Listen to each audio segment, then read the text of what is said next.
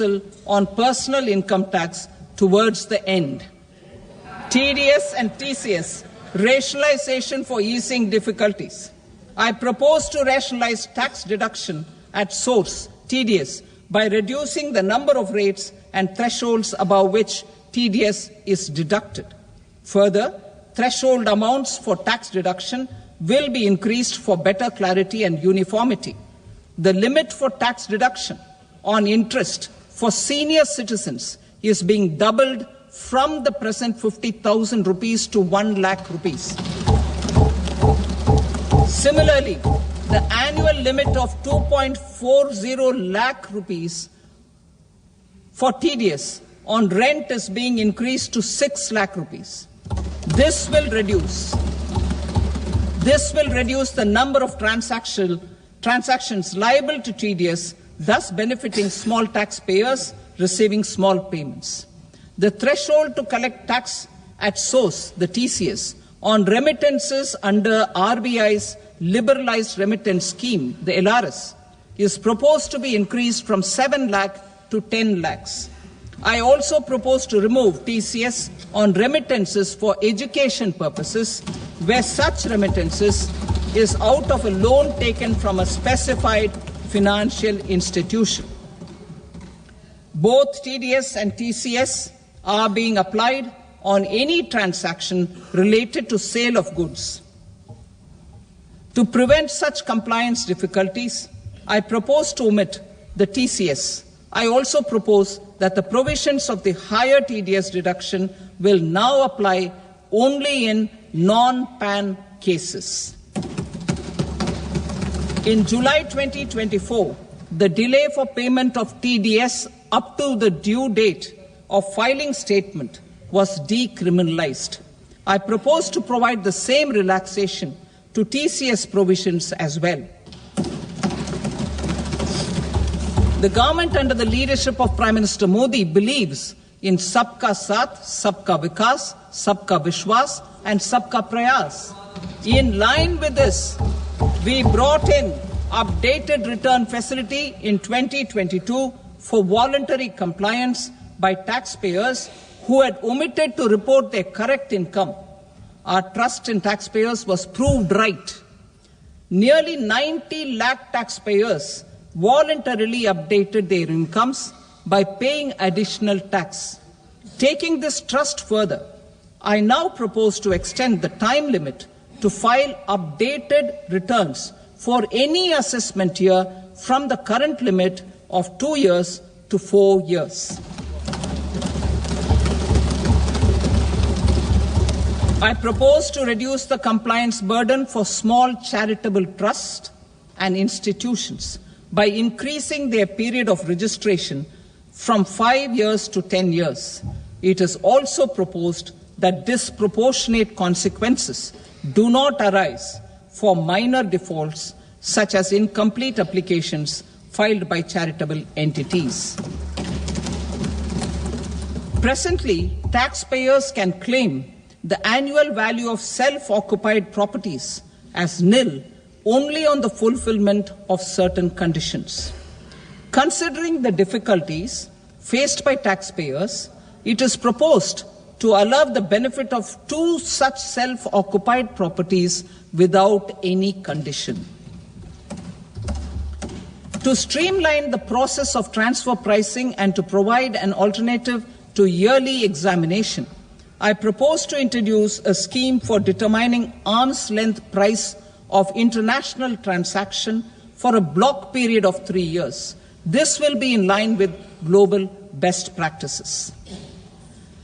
With a view to reduce litigation and provide certainty in international taxation, the scope of safe harbor rules is being expanded.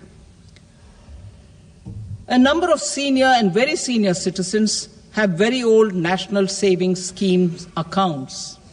As interest is no longer payable on such accounts, I propose to exempt withdrawals made from NSS by individuals on or after 29th August 2024. I am also proposing to allow similar treatment to NPS Vatsalya accounts as is available to normal NPS accounts subject to overall limits. In my speech in July 2024, I had promised that all processes, including giving effect to appellate orders, shall be digitalized and made paperless over the next 2 years. So I'm happy to announce that digitalization is being made operational now. In July 2024, we brought in the Vivad Se Vishwas scheme to resolve income tax disputes pending in appeal. The scheme has received a great response, with nearly 33,000 taxpayers having availed of the scheme to settle their disputes. I have a few proposals to promote investment and employment. It is proposed to provide a presumptive taxation regime for non-residents who provide services to a resident company that is establishing or operating an electronics manufacturing facility. I further propose to introduce a safe harbor for tax certainty for non-residents who store components for supply to specified electronics manufacturing units. Presently, the tonnage tax scheme is available only to sea-going ships. The benefits of existing tonnage tax scheme are proposed to be extended to inland vessels registered under the Indian Vessels Act 2021 to promote inland water transport in the country. Extension for incorporation of startups. We continue to support the Indian startup ecosystem. I propose to extend the period of incorporation by 5 years to allow the benefit available to startups which are incorporated before 1/4/2030. In order to attract and promote additional activities in the IFSC, I am inter alia proposing specific benefits to ship leasing units, insurance offices, and treasury centers of global companies which are set up in IFSC. Further, to claim benefits, the cut-off date for commencement in IFSC has also been extended by 5 years to 31/3/2030. Category 1 and Category 2 AIFs are undertaking investments in infrastructure and other such sectors. I propose to provide certainty of taxation to these entities on the gains from securities, to promote funding from sovereign wealth funds and pension funds to the infrastructure sector. I propose to extend the date of making an investment by 5 more years up to 31st March 2030.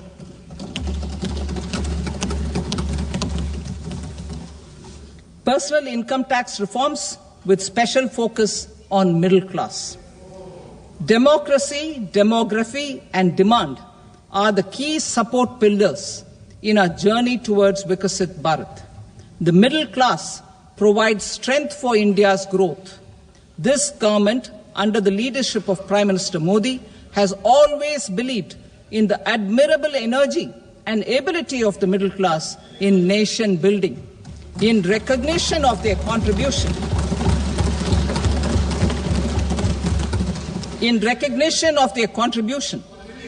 we have periodically reduced their tax burden.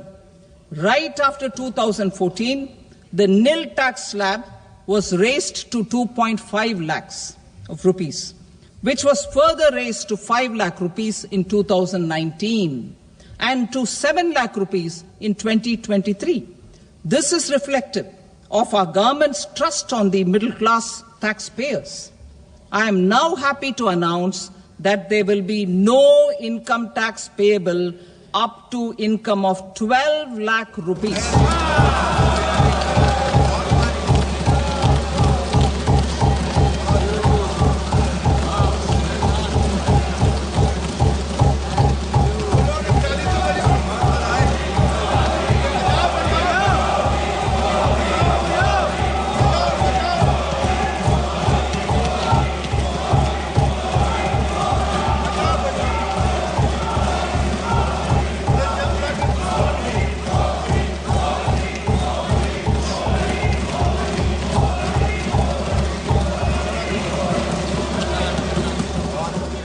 So, average average income of 1 lakh per month other than the special rate income such as capital gains under the new regime.